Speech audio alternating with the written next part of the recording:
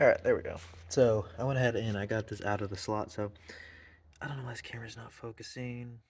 I don't know if you can see that, but basically these have a almost pointed end on them.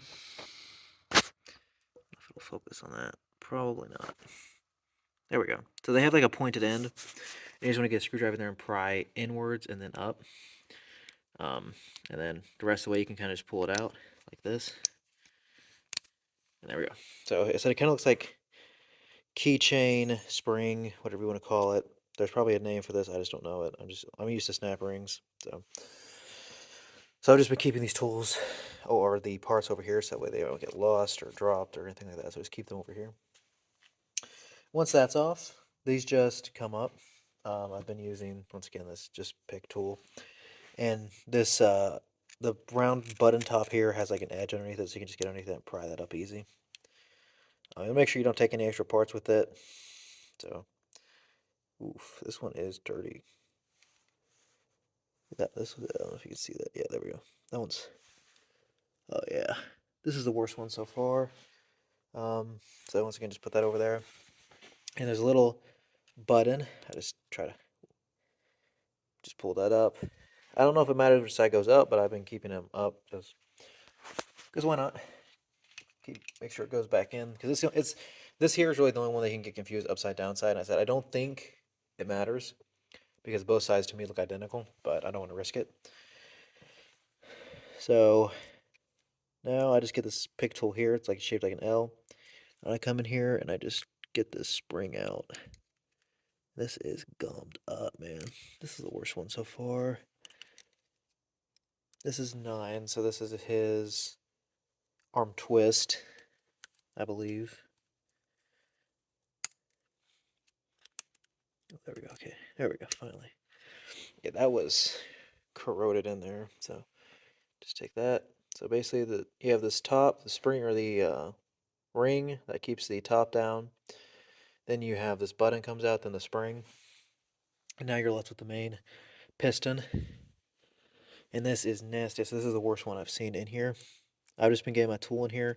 I don't know if you can see that. Probably not. There's little holes on the inside of here that go all the way through to the edge of this. I've been getting this in there and I've just been putting that inside the hole and just very gently lifting up, making sure not to scratch the walls. Once it gets up to about that point, I can just try to take my fingers, get out to minimize the risk of scratching that aluminum. So once I pull this out, so this is the main assembly, so once again set that aside. I've been taking a flashlight, just looking down here for any kind of obvious damage or crud, and there is a lot of crud down in there. I don't know, kind of see it. Definitely could be better. And I've just been running rags down inside there with screwdrivers, obviously not jamming it, but just wrapping around the screwdriver, kind of just twisting it, getting all that extra oil and debris off of there onto the rag. But here is the main piston. This is what you want to clean the most, and because this is your main movement. You can't confuse this. This goes on the bottom, obviously, so it'll always go up like this because that spring and plastic piston go inside here. There's 3 O-rings on this. One at the bottom, one at the top, and then there's one on the inside. You can barely see it in there. That one's really hard to get out. I've been putting this in the vise. I've put a rag around it, put it in the vise to make sure it doesn't scratch the aluminum. Tying it down, and I take 2 picks so I have both hands. Basically kind of just pinching it out, because otherwise I have gotten it out without doing that, but it's not easy.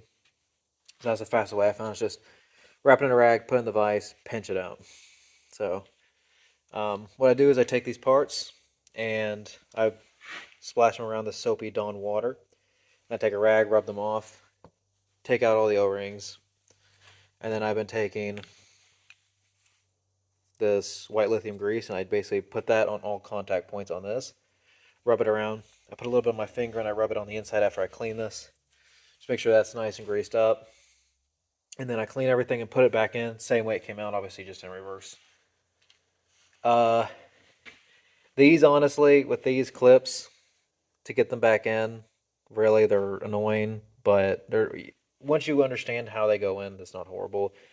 I like to bend them out a little bit, not crazy amount, but bend them out a little bit like this, why it's not, there we go. Bend it out a little bit like this, and then I just work it in almost like a screw, and then I take my pick and I just slowly push it into the groove along the way up and all the way down.